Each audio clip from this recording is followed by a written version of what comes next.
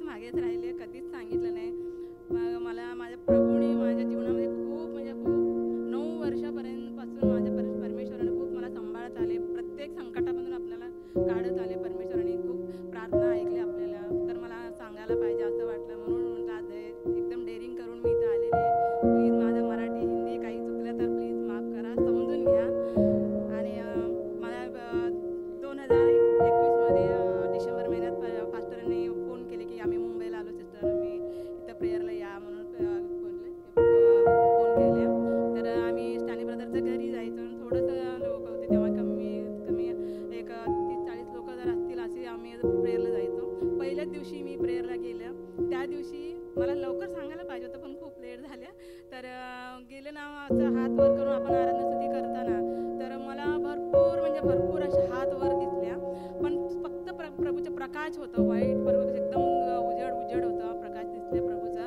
मग तेव्हाच आम्ही माझ्या मुलाला असं बोललेली होती, त्याला आठवण आहे की नाही माहीत नाही, आठवणे जाताना बघ आपलं पास्टर अंकल इथं आलेले आहेत ना, तर आता जसं सेंक्युशनमध्ये हेड चर्चमध्ये आपलं वाढलेलं आहे तसंच एक दिवस असेच आपल्या चर्च वाढणार असं आम्ही बोललेली होती. आणि परमेश्वराने आजच आपलं चर्च वाढवत गेले, तसं मिनिस्ट्री वाढवत गेल्या. म्हणजे हेड चर्चमध्ये सुद्धा सेंक्युशनमध्ये जेव्हा पास्टर अंकल आपल्या गावी आलेत तेव्हा 4 लोकांपासून आपण त्यांनी कलेक्शन चालू केले. तेव्हापासून आत्ता तुम्ही हेड चर्चमध्ये बघितलं तर पूर्ण खुर्ची आपल्या भरलेल्या असतात, पहिले स्टार्टिंगपासून शेवटपर्यंत एवढं माणसं याचे म्हणजे परमेश्वर म्हणजे आपल्या पास्टर अंकलचं पण एवढी म्हणजे मिनिस्ट्री सुद्धा एवढी चांगली, त्यांनी दिवस रात्र प्रेयर, दिवस रात्र उपस्थित परमेश्वराच्या राज्यासाठी त्यांनी आतापर्यंत जिंकले. तर मी पास्टर अंकलसाठी एक वचन मी सांगावं म्हणते. उत्पत्ती 12:1 आणि 2 मी कन्नडमध्ये वाचते, मी मराठीमध्ये वाचते. ಯೆಹೋವನು ಅಬ್ರಾಮನಿಗೆ ನೀನು ಸ್ವದೇಶ ಬಂದು ಬಳಗವನ್ನು ತಂದೆಯ ಮನೆಯನ್ನು ಬಿಟ್ಟು ನಾನು ತೋರಿಸುವ ದೇಶಕ್ಕೆ ಹೊರಟು ನಾನು ನಿನ್ನನ್ನು ದೊಡ್ಡ ಜನಾಂಗವಾಗುವಂತೆ ಮಾಡಿ ಆಶೀರ್ವದಿಸಿ ನಿನ್ನ ಹೆಸರನ್ನು ಪ್ರಖ್ಯಾತಿಗೆ ತರುವೆನು. ನೀನು ಆಶೀರ್ವಾದ ನಿಧಿಯಾಗುವೆ. तर असंच पास्टरांनी मी आमच्या गावी यायच्या, आम्हाला येशूराजाच्याबद्दल माहिती नव्हतं, तर त्यांनी आपल्याला पिक्चरसुद्धा दाखवल्या आपल्याला. म्हणजे असं गावी गावी जाऊन त्यांनी वर्षी करायचे, गावी लोकांचा म्हणजे राजाबद्दल सांगायचं लोकांना. आपल्याला एवढी त्यांनी म्हणजे मेहनत घेतली, आपल्याला बोलल्यासाठी सायकलवरती जाऊन देवाच्या राज्यासाठी जिंकले. त्यांची फॅमिली त्यांच्यासाठी त्यांनी अजूनपर्यंत त्यांनी फ्रेंडच्या घरावरती राहून सुद्धा त्यांनी स्वतःसाठी स्वार्थ कधी त्यांनी आणलं नाही, निस्वार्थपणे परमेश्वरासाठी त्यांनी हे केलं. त्यांच्यामुळे आपण पण येशूराजा काय आहे हे थोडंसं आम्ही म्हणजे शिकलो का ओळखलो, प्लीज माफ करा बोलताना, आणि ओळखलो. मग ते एवढं त्यांनी त्यांच्या राज्यासाठी देवाच्या राज्यासाठी अजूनपर्यंत त्यांनी बांधत आहेत, राज्यासाठी बांधले. तर मी पास्टरांसाठी होते. माझी गवाही तर भरपूर आहेत. तर मला आता वेळ नाही आहे, मी थोडक्यात थोडीचं सांगते. परमेश्वराने मला 2008 पासून 2017पर्यंत मला परमेश्वराने खूप म्हणजे प्रत्येक संकटातून म्हणजे मला वाचवलं. मी संकट आली तेव्हा फक्त परमेश्वराच्या चरणी गेल्या. मला पहिलं कलिशा माहिती नव्हतं, कधी गावी गेले तेव्हाच मी कलिशामध्ये जायचे. मी इथं माहीम चर्चमध्ये जायचे, मला कलिशा माहिती नव्हती इथं.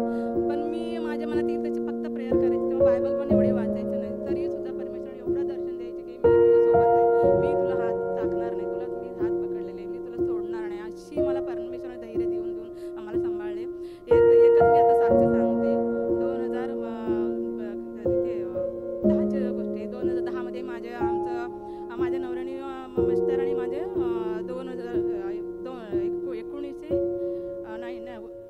1995मध्ये त्यांनी पैसे भरलेले होते रूमसाठी आम्हाला घाटकोपरमध्ये. मग तेव्हापासून बरंच की आमचं बिल्डरांनी सांगितलं की तुम्ही जे कोणी लवकर पैसे भरतील ते तेव्हा तुम्हाला खोली देतो म्हणून. मग माझ्या मिस्टरांनी काय केलं, गोरेगावला आपलं छोटंसं खोली होतं, मग आम्ही घाटकोपरला 2 BHK मध्ये भरलं. तर त्यांनी विचार केला की आपलं एकूण ते एक मुलगा आहे, कशाला आम्हाला इकडे तिकडे दोनकडे पाहिजे आणि आपण तोच पैसे विकायचं आणि इकडे भरायचं, कारण हे आमचं गावी जाण्याचं मार्गावरती आहे आणि आपल्याला हे बरं पडेल. म्हणजे गोरेगाव आपल्याला आडमार्गी होतो नको, म्हणून त्यांनी तिथलं खोली 4 लाखाला विकल्या आणि ते आणि अर्ध लोन काढले आणि गावी थोडंसं जागा घेतलं होतं ते पण विकलं. आणि असं करून आम्ही 8 लाख इकडे घाटकोपरमध्ये भरलं. तर भरल्यानंतर मग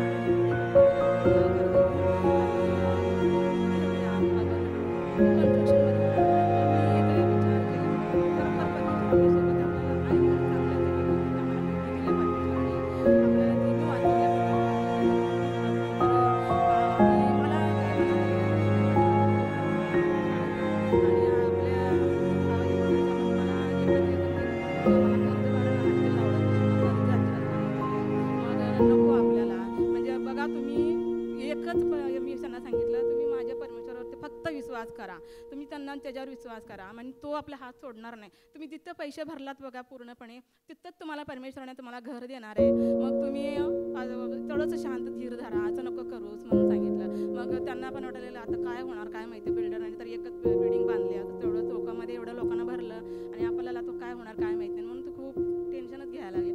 मग तरी त्यांनी माझ्या ऐकून त्यांनी विश्वास केला आणि आम्ही थांबलो तर 2010 गेलं, 11 गेलं, 12 गेलं आणि 13 पण गेलं, 14ला परत त्यांचं असं टेन्शनने त्यांनी खूप बारीक झाल्या तर त्यांना अचानक एवढीशी उंचावरून चालताना त्यांना फ्रॅक्चर झाले पाय.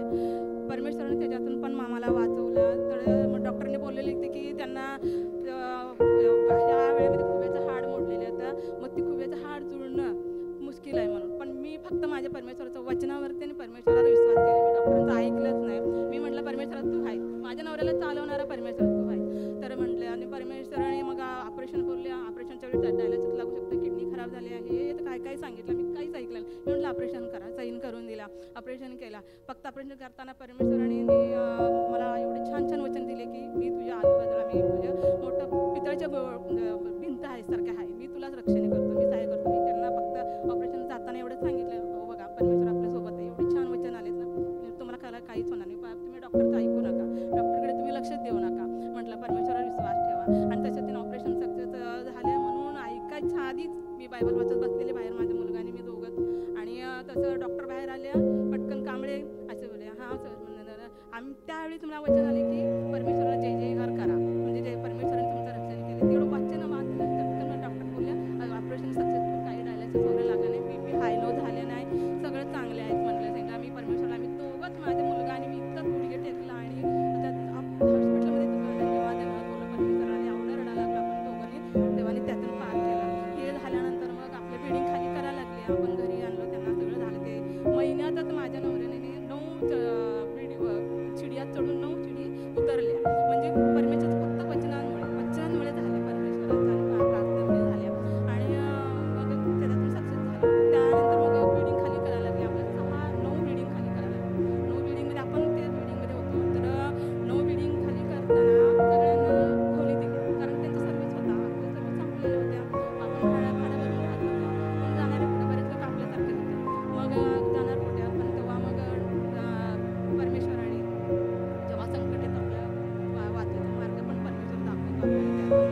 त्यासाठी पहिले कोरिंथी 10 मध्ये 13 वचन तुम्ही मराठीमध्ये वाचा आणि 10 मध्ये 13 वचन. तर ते वचन बिल्डिंग खाली करायचं आधी तर हे मी फक्त मग मी आता कुठं जायचं, काय करायचं, आता राहायचं आहे पत्नी, माझी मुलं अजून शिकते आणि माझी आता काय करायचं, रोज फोन करायचं, रोज मला बोलायचं गच्ची मला सोड, मी बसतो फक्त बसून त्याने प्रेयर करतात. मला त्यांना सांगायचं नाही मला काय ते म्हणून, फक्त बोलायचे माझं आता काहीच आशा नाही, मला फक्त माझं आसरा मिळाले की बस झाले. त्यांना एवढंच एकच काळजी होती की माझ्यानंतर माझ्याला काहीतरी झालं, माझ्या मुलं आणि बायको तर माझं काय होईल. कारण मी अशी एवढ्या कर्नाटकची, मला हिंदी मराठी एवढे काय नीट येत नव्हते. आता पण मी सर्व शिकले, तर हे कुठं जातील, काय करतील, माझं असं त्यांची काळजी करायची. मी म्हणायचं अहो तुम्हाला काहीच होत नाही, तुम्ही काय एवढं काळजी करताय. माझं केतन तेव्हा आजार होते, तेव्हा फक्त 8वीला होता. तर त्यांना खूप म्हणजे मी पण असे लहान होते, म्हणजे मला त्यांना खूप काळजी वाटायची की काय करणार, कुठं जाणार आहे म्हणून. मग परमेश्वराने बोलले की परमेश्वराने तुम्ही सारखे प्रार्थना करत राहायचं, तर काय करायचं. मग वरती जाऊन सारखे गच्चीवर जाऊन कुठे गेले की प्रेयर करायचं, एकट्या बसायचं, कधी कुणामध्ये नाही. त्यांना कधीच एवढं पोलीस डिपार्टमेंट असून कधी एक व्यसन नव्हतं, काय नव्हतं. एवढं चांगलं माणूस, एवढं समाधानी माणूस, एवढं शांत माणूस होता. तुम्ही कुणाला पण आमच्या गावी आले तर विचारा, एवढे चांगले होते. अशा माणसाबरोबर अशा घडल्या. मग असं झालं, मग तिने प्रेयरच करायचं फक्त. मग फोन केला, त्यानंतर काय झालं अचानक परमेश्वर जाणे, पण एक माणूस आणि म्हटलं तुम्हाला खोली देतो, तुम्हाला घाटकोपरला जा. घाटकोपरला गेलं तर आम्हाला असलं तसलं घोडावांसारखं दाखवलं, तर आम्ही नको म्हटलं.